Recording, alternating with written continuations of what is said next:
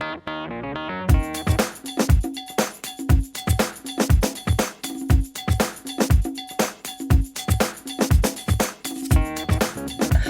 I had to agree. I said, well, maybe that's the case, but whatever.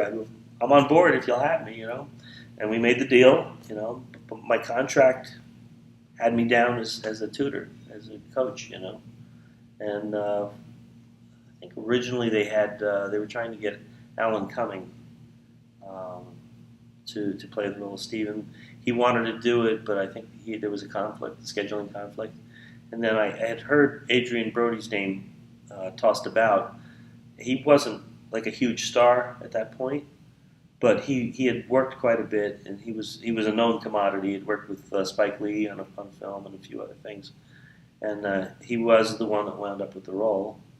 And so we worked together for about 2 weeks, locked in a room in Chinatown, downtown New York, and we had gotten Pete Michaels involved. He supplied a copy of his instructional DVDs, So I'd work with Adrian during the day, and he'd go home, and at night he'd watch like Pete's DVD. I think he had a copy of Paul Winchell's, Fun and Profit one, Mm-hmm. and one other one. I forget what the third one was, but he, since I was still working on the dummy for the film, he had to have something very similar to it to work with. So I actually loaned him my Eugene, Mm-hmm.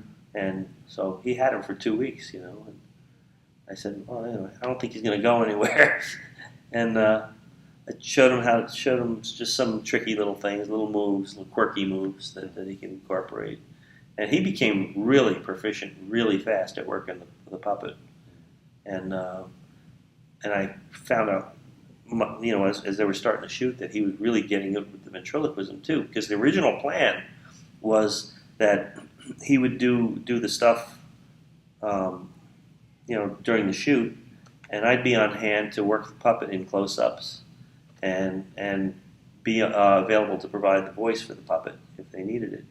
And they decided pretty quickly after seeing how well he'd learned. They said, no, we're going to go for it. We're going to have him do it live on set. I said, that's great. That makes everybody look good. Yeah. And that's what he did. So he performed all the ventriloquism live. And in fact, in the early days of the shooting, they shot not totally in real sequence, but largely so. So they did the early scenes in the movie first.